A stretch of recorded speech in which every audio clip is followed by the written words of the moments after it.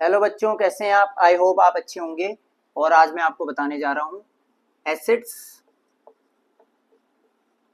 Against liabilities कि आपके assets क्या होते हैं और लायबिलिटीज क्या होती हैं। ये बहुत ही वास्ट कंसेप्ट है।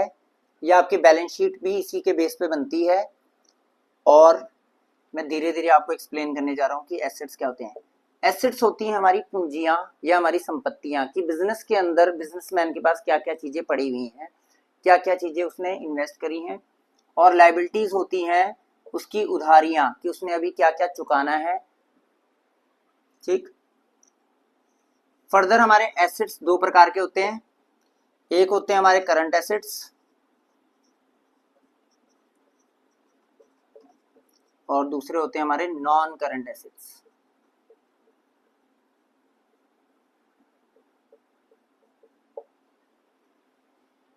करंट एसेट्स के अंदर हम होते हैं जिनको एक बिजनेसमैन एक साल के अंदर अंदर कैश में कन्वर्ट कर पाता है। नॉन करंट उसके अगेंस्ट हो गए। ये सारे वो एसेट्स हैं जो वो एक साल या उससे अधिक तक होल्ड कर पाता है अपने पास। जैसे कि अब मैं एग्जांपल देता हूं। पहले इसमें आ गया आपका एग्जांपल फर्नीचर,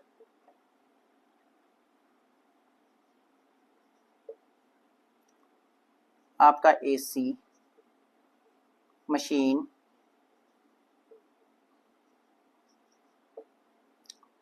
आपका लैपटॉप,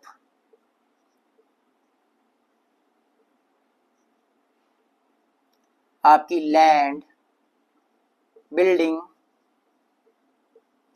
ये सभी आपके नॉन करंट एसेट्स हैं जो कि आपके फिक्स एसेट्स होते हैं। इसमें भी आगे दो फर्दर टाइप्स होती हैं। इसमें आता है एक टेंजिबल और एक इनटेंजिबल एसेट्स। ये जो मैंने आपको उदाहरण दिए अभी ये सारे टेंजिबल एसेट्स है क्योंकि आप इन सभी को, टेंजिबल का मतलब ही क्या होता है, जिन एसेट्स को आप छू सकते हो, देख सकते हो।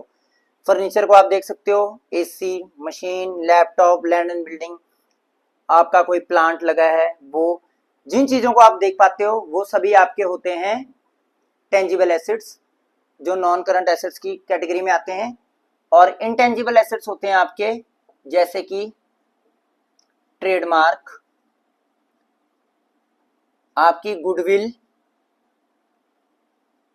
आपने किसी से फ्रेंचाइज खरीदी, फ्रेंचाइज, आपके पेटेंट्स, कॉपीराइट्स, ये सभी हैं आपके इंटेंजिबल एसेट्स।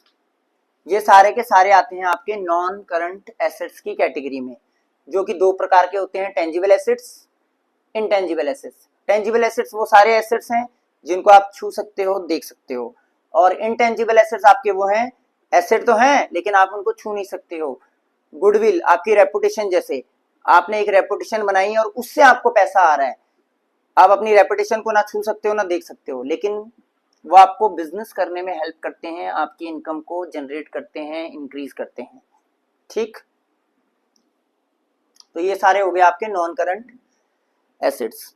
फिर आगे करता हूं मैं आपसे बात करंट एसेट्स के ऊपर। करंट एसेट्स इसके बिल्कुल वो, करंट एसेट्स वो एसेट्स हैं जिनको आप easily with in a year convert कर सकते हो कैश में। जैसे कि आपके सबसे पहले मैंने कल भी आपको बताया था डेटर्स। डेटर्स हमारे एसेट होते हैं, वो लोग जिनसे हमने अभी पैसा लेना है, हमने उनको सामान बेचा लेकिन अभी तक पैसा नहीं दिया। ठीक। आपके बिल रिसीवेबल, बिल रिसीवेबल भी डेटर की कैटेगरी में आते हैं वैसे। जैसे कि आपने सामान बेचा, अभी पैसा नहीं लिया, वो बंदा कहता है कि मैंने अभी आपको पैसे देने की सिचुएशन में नहीं हूं, तो मैं आपको 3 महीने या 6 महीने में दूंगा। तो एक बिल बना के दे देगा वो कि हाँ भाई मैं तेरे को 3 या 6 महीने में पैसे लौटा दूंगा। तो जो मेरे पास एक पेपर आएगा वो बिल रिसीवेबल BR की फॉर्म में आएगा कि ये मुझे 3 या 6 महीने में पैसे दे देगा। ठीक। फिर आता है आपका कैश, जो सबसे इंपॉर्टेंट है। इसके साथ ही आपका आता है बैंक। आपके बैंक में पैसा पड़ा हुआ है, वो भी आपका एक एसेट है। कौन सा? Current assets, cash. एक इसमें आता है आपकी प्रीपेड एक्सपेंस। प्रीपेड मतलब जो आपने पहले ही पे कर दिया, आपने अपना खर्चा है वो पहले ही पे कर दिया। आपका जैसे रेंट है, आपने रेंट एडवांस में दे दिया, अगले महीने का रेंट आपने अभी दे दिया, तो अब आप मुक्त होके बैठ जाओगे ना कि हाँ मैंने तो पहले ही खर्चा दे दिया है जी, तो आप टेंशन फ्री हो। तो वो भी आपका एक एसेट है। Accrued income, accrued income, accrued income वो इनकम होती है जो इनकम आपने अर्न तो कर दी है, मतलब आपने इनकम अर्न कर दी है, income earn but not received,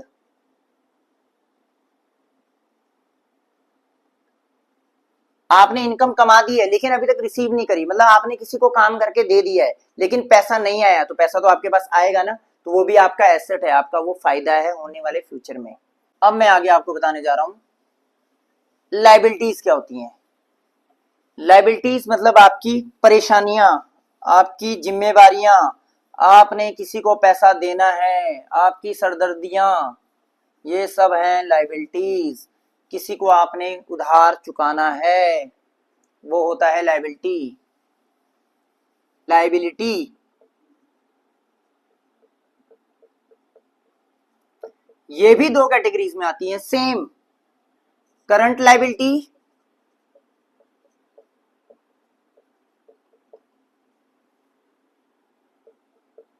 और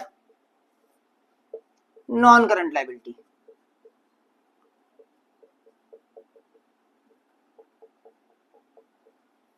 जैसे कि आपके करंट एसेट्स थे और नॉन करंट एसेट्स थे, वैसे ही आपकी करंट लाइबिलिटी है और नॉन करंट लाइबिलिटी है। करंट लाइबिलिटी वही, वो जिम्मेवारियां, वो उधारियां जो आपको एक साल के अंदर अंदर पे करनी है। जैसे कि उसमें डेटर्स थे, इसमें क्रेडिटर हो गए।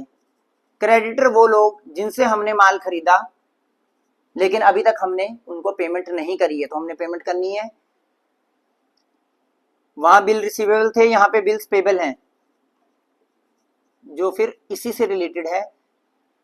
हमने सामान खरीदा, अभी तक पे नहीं किया, अगला बंदा हमें, हम कहते हैं हमारी सिचुएशन नहीं है भाई अभी पे करने की, तो वो हमें एक नोट बना के दे देगा, हम उस पर साइन करके दे देंगे, हाँ भाई मैं तेरे को 3 या 6 महीने में पेमेंट कर दूंगा।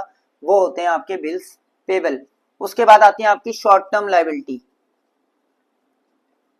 शॉर्ट टर्म जैसे लोन हो गया आपका, आपने शॉर्ट टर्म लोन, किसी से कुछ लोन लिया और आप कह रहे हो मैं भाई 6 महीने साल भर के अंदर अंदर आपको चुका दूंगा, वो हो गया आपका शॉर्ट टर्म लोन। हाँ, एक आता है इसमें शॉर्ट टर्म प्रोविजन। हमने एक प्रोविजन बनाई, प्रोविजन, पहले ये वर्ड नया है आपके लिए। प्रोविजन का मतलब होता है कि मेरे को लग रहा है कि मेरे को आने वाले टाइम में भाई ये घाटा होने वाला है, तो उसके लिए मैं एक कुछ अमाउंट रिजर्व करके, प्रिजर्व करके अपने पास रख लूं। जैसे कि मेरे को टैक्स भरना पड़ सकता है, मेरा कोई ऐसा ऐसा फलाना लॉस हो सकता है, उसके लिए मैंने प्रोविजन बनाई जो शॉर्ट टर्म में, मतलब जो आपको साल के अंदर अंदर देनी पड़ेगी। इसी फिर आती है हमारी non current liability. Non current liability मतलब जो 1 साल के बाद हमें देनी है। जैसे कि हमारे लॉन्ग टर्म लोन, हमने बैंक से कोई लोन लिया है और अब हमें उसे लॉन्ग टर्म में पे करना है। बिजनेस करने के लिए लोन चाहिए होता है, पैसा चाहिए होता है करने के लिए, तो हमने लॉन्ग टर्म लोन लिया एक। फिर उसके बाद आता है, यहाँ पे मैंने लिखा था शॉर्ट टर्म प्रोविजन, यहाँ पे आएंगी आपकी लॉन्ग टर्म प्रोविजंस।